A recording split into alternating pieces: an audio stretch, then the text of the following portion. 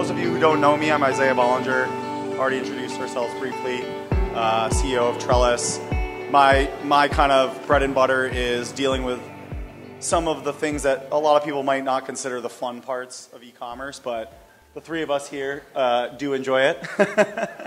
And it's probably, or arguably, the most important part of e-commerce, which is a lot of the things that happen behind the scenes. We're calling it kind of the unsexy part of e-commerce. But why don't you guys go ahead and just quickly introduce yourselves. I've known you guys both for, I don't know, what, almost 8 years now? Something like that. So Nick, why don't you, Justin, you'll go. Okay, I'll go. Hi everybody, my name is Justin Porter. I own and run a company called Text Connects out of Connecticut. We specialize in Shopify development, and we also work a lot with brands trying to figure out how to make your warehousing, inventory, ERP systems all kind of talk to each other. And as you were saying, the really boring stuff like counting, like for example, one of our clients is a knitting needle wholesaler, counting knitting needles, which takes a long time, and they all look exactly the same. And I'm Nick Seagers. I'm the senior e-commerce operations manager at Jeld-Wen, Windows and Doors. And I have a history for a lot of years in e-commerce, from everything from doing warehousing, inventory counts, no knitting needles though, to everything from start to finish, from building the sites, sourcing the product, importing, all the unsexy parts. Yeah, I met Nick. He was a client for 6 years of us, and he's a lot of the people in this kind of the side of the business, they don't get the credit they deserve. But Nick basically built the infrastructure for a local company that's now public. When we started, you guys were not very big, and they literally went public what, a year ago after. Just less than a year ago, about 10 months. It's Strawn Promotional Products, if you don't know them. So let's get started. What do you guys consider the unsexy parts of e-commerce? Give us your definition. I mean, all of them are, aren't they? No, I mean, it's really the operational side of things, you know, counting how many items you have, actually putting things in a box and shipping them to people. Some brands do it really well where they, you know, go above and beyond. There's some brands that put like candy in their boxes, you know, trying to finish that whole customer journey, customer experience model. But a lot of companies kind of go, okay, I got a really flashy website, I've got a really good marketing system, and then they start getting orders and they go, oh crap, now what am I going to do? And that's kind of where I think the real important part of e-commerce is. Yeah, I agree. I think it's everything between the click and the package delivery that really, if you drop the ball there, then it doesn't matter how pretty your website is, and it doesn't matter how many times you tweak that button left and right 4 pixels. You're not going to have the best experience as a business, and you're not going to give your customers the best experience of what they are expecting, especially in the fast-paced world of e-commerce that is today. Yeah, a lot of the work we do, like probably some of the best work we do, no one will ever like see, because there's no way to like really show it. But yeah, I think you said that well, which is like a lot of people put a little too much energy, I think, on what happens up to the click, and then not enough energy after, when let's say the final cart purchase, because yeah, that's pretty important. Yeah, definitely. So what systems do you guys think are critical for handling the operations of e-commerce?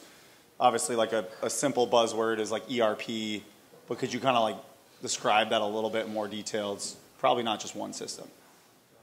I mean, I think it's anything that's going to help you run your business and makes it smooth for your customers. So that's different for every business. An ERP is right for some larger size businesses. I've seen some companies who literally can make millions of dollars with a spreadsheet and an e-commerce site, and that's it. They shouldn't, but they do. So it's more the way that you set it up, not specific systems. But underlying it's communication too. It's communication. You have to make sure that you have the right communication with your customer, obviously, all that front-facing, pretty website stuff. But on the backside, you have to have the right kind of communication with your warehouse, maybe your dropship suppliers, your other vendors, your shippers, the local guy that comes to your dock to pick up for UPS. Like all of that stuff those are all points of failure that if you aren't paying attention or you don't have someone paying attention to those is where, all of your best intentions are going to fall flat and you're not going to have your repeat customer. You're not going to be able to get that subscription. It's not going to work out the way that you want, and you're not going to know why unless you're paying attention to it. Yeah, I mean, software components I obviously really like, but the thing that we're suggesting a lot of times to the merchants that are actually doing the shipping themselves, they actually have a warehouse, or for a lot of smaller companies, a room in their house or in their business office. They have just like a closet that is their warehouse. One big thing we always suggest is to get a barcode scanner. Something stupidly simple, costs you less than $100, and when you're shipping things, being able to verify you're shipping the right item is a huge part of anything, because one, if you ship the wrong part, now your inventory is wrong because you shipped the wrong item, and two, your customer's annoyed because you shipped the wrong item to them. So you've got it kind of on both ends. Just having that secondary check that I'm using ShipStation or whatever inventory system, shipping system you're using, and you scan and it gives you that big red screen saying, hey, you messed up somewhere. That was a big thing. We did that with the knitting needle company we worked with. They all look exactly the same, and you get a barcode that's slightly different. They're off by 1 digit from each other, and that was a big part of making sure that your shipments go out right the first time. So barcode scanner. I love that. I wasn't expecting that answer. I know. So what advice do you guys have for merchants to improve shipping, logistics, operations, all this kind of stuff?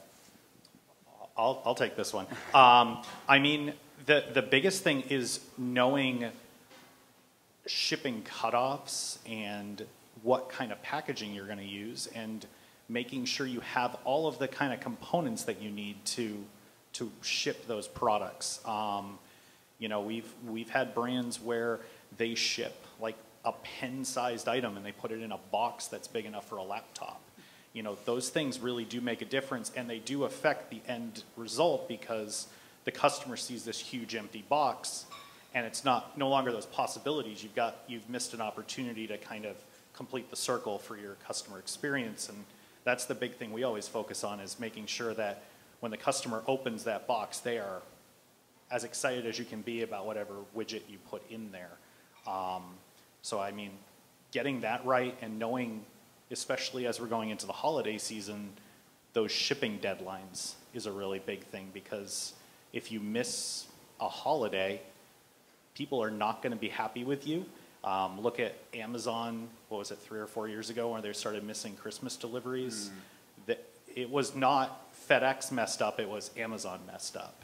Yeah. That kind of thing, plan ahead. I mean, just looking into this holiday season, the U.S. Postal Service first class mail, I think it's December 14th is the last day you can ship, and expect to have it arrive by the 25th. That's coming quicker than we'd like to all admit. Yeah. Sorry, I just have a follow-up question to that. So is there any advice you have on getting boxes right? I know it sounds simple, but get the right kind of equipment around I mean, there's 2 different avenues to go. If you want to go simple, the brown box, you can go to Uline. You can buy pretty much any size box that you can ever imagine.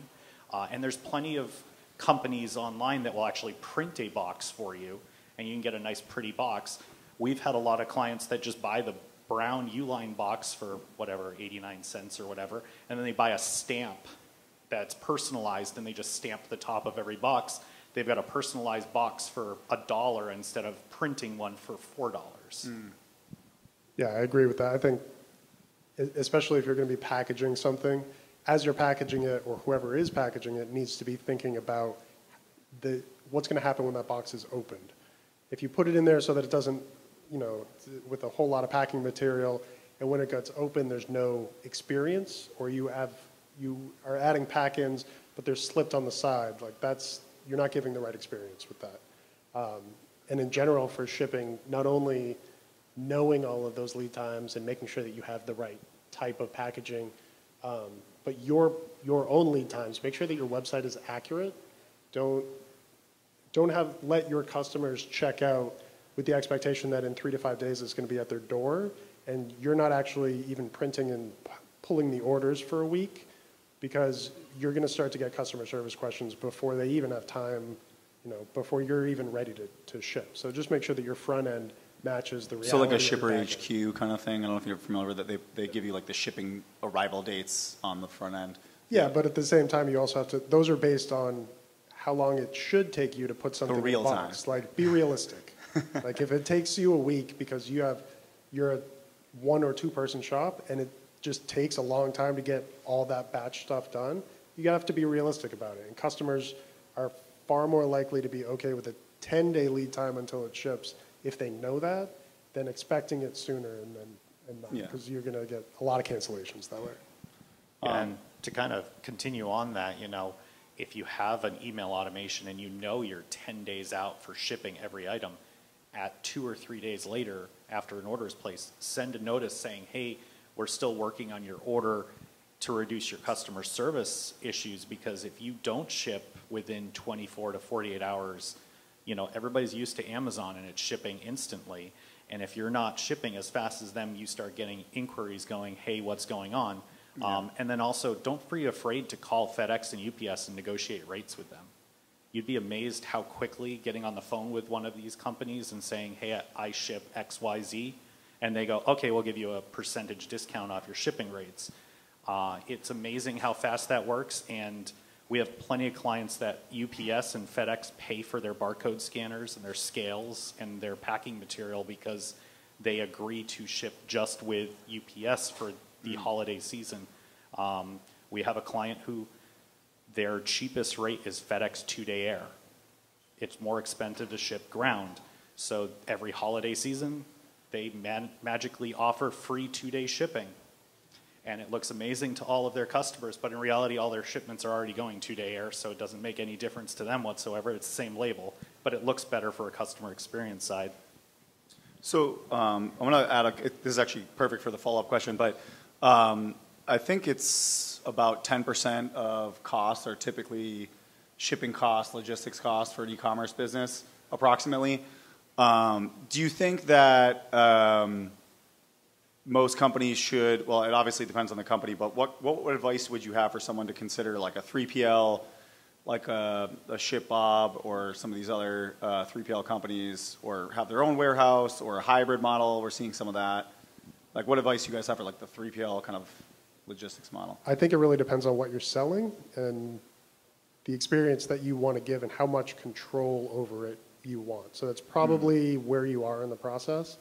If you are doing your own manufacturing in-house, it's probably good to get started with some type of fulfillment because it can come right off the line. You might have a little extra space to store some stuff. You can pack it up. You're controlling that whole process. If you're importing product or you're getting it from another supplier, you can, I think a 3PL is fine. I've stood up a couple warehouses from scratch. I would not advise that anyone try to do that. Seriously, don't do that. Unless you're Amazon.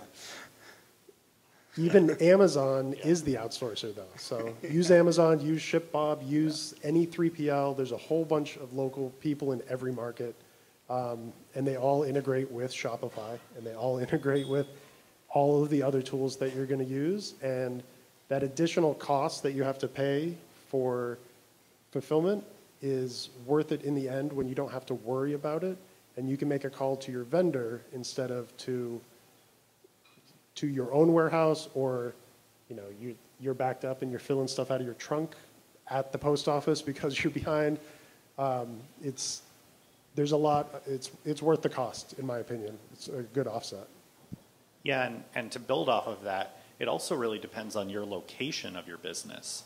If you're sitting up there in Bangor, Maine, building your widgets, shipping to LA is going to take forever.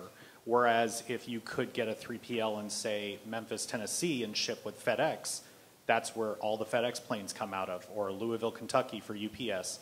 You know, if you can get your warehouse close to one of the shipping hubs, then your goods are going to get there faster, plus you're going to save on shipping costs because you're not shipping from one side of the country to the other. So that's a big thing, and I 100% agree, making a warehouse from scratch is a lot more expensive and a lot more consuming time-wise than you could ever imagine, and then finding people to actually staff that warehouse, because warehousing is not a easy job, and it's very physically stressful for a lot of people, so the turnover is really high. Yeah. So that's another thing to think Yeah, of. so then you're competing with talent against the other 3PLs. Yeah, like Amazon. Yeah.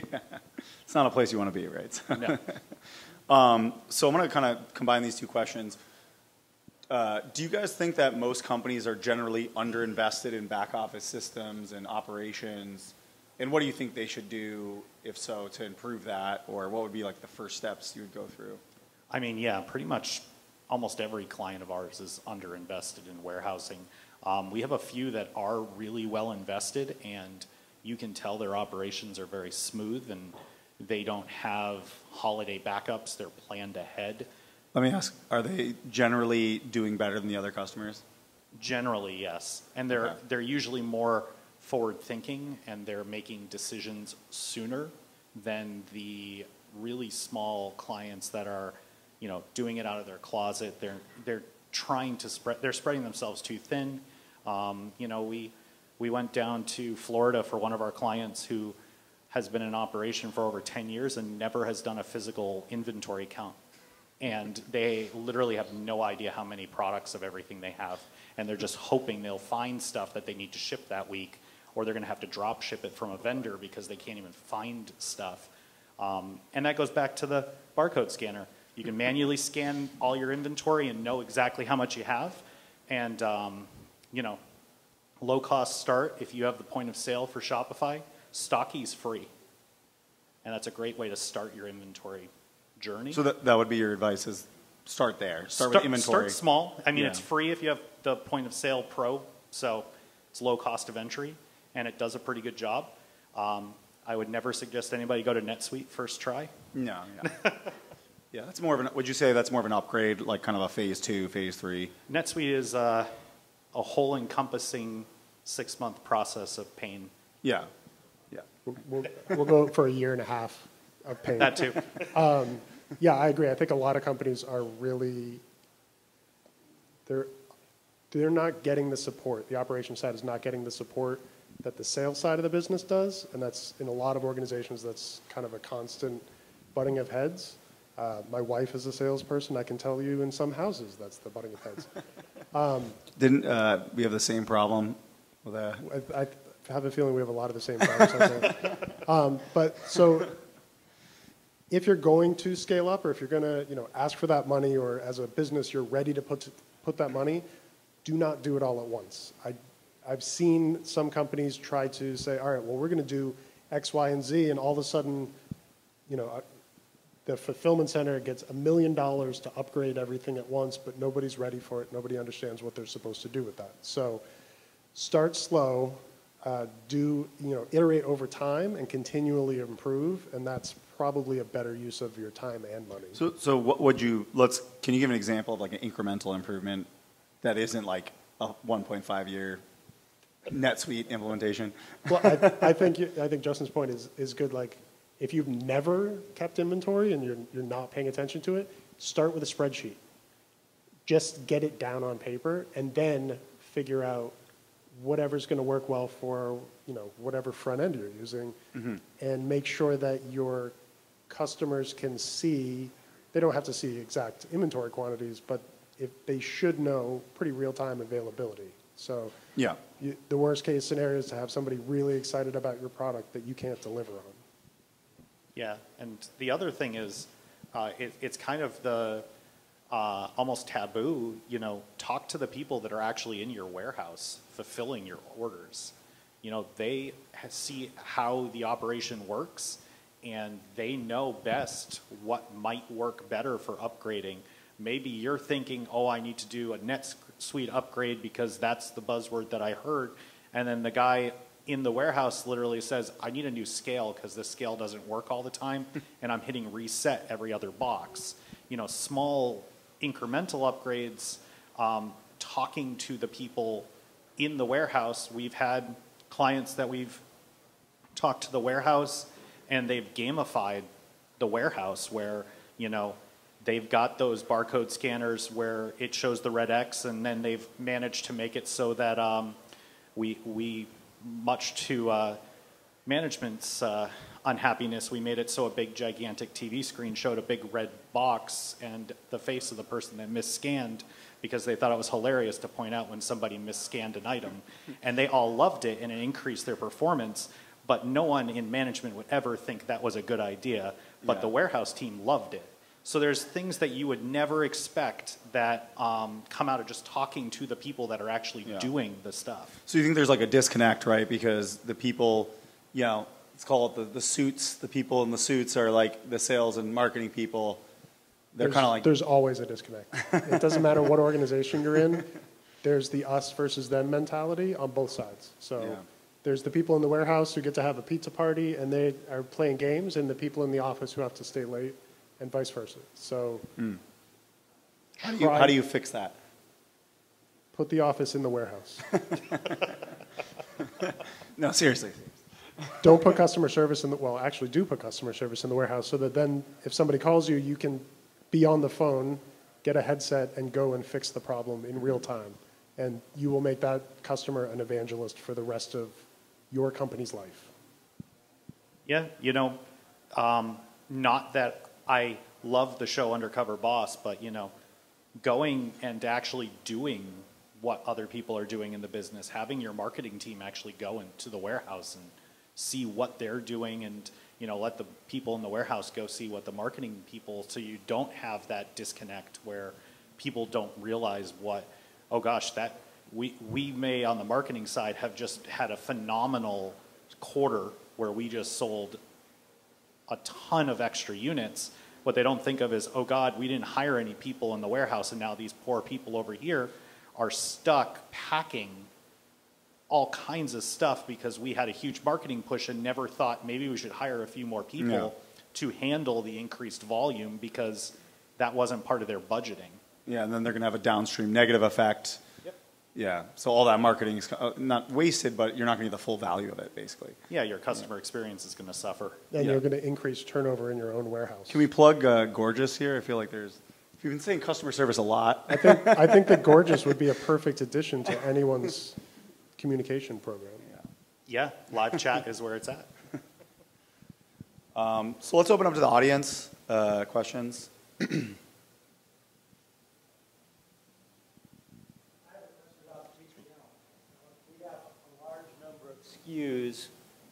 We have a large number of SKUs compared to maybe our total sales volume. And when we initially vetted a few 3PL companies, they told us, you're kind of upside down that way. It won't work in our system. So we're just about to make a decision on a larger warehouse and do our own fulfillment. Do you have any guidelines around how that works? I mean, if I'm a 3PL and somebody's coming to me with a whole bunch of SKUs, I'm seeing dollar signs regardless of how much it goes out, because you're paying for storage, right? So, I mean, from a business standpoint, I would say try to keep your SKU count as low as conceivable possible while still offering the right selection to your customers. But from a 3PL, that seems like an odd thing to hear. Unless you scored some deal where like they were going to offer you free storage and they just don't want to handle it. Do you inventory everything yourself? Have you thought about reducing the inventory that you have and then integrating with the third parties to drop ship? The number of SKUs we have is fundamental to our brand. So you could still offer all the SKUs. The difference is you only inventory some of them, and some of them will just auto drop ship from the manufacturer. Manufacturers on another continent, so that wouldn't work. Gotcha. Okay. The other option is self-warehouse some of the slower moving SKUs and then have a 3PL to manage the faster moving SKUs, so you don't have a huge inventory at a 3PL. For the items that you may sell a few units here and there, you could still self-warehouse because you're not shipping as much, and you can reduce kind of your costs there. And then for the items that you're selling multiples a day, send that to a 3PL. You're working with a smaller SKU catalog. Yeah. You just need to kind of, it's a little bit more complex because you're splitting your inventory. And then shipping costs may be a little higher if somebody actually buys a fast-moving and a slow-moving SKU. But you'll probably find that you're getting a better operational flow by doing it that way.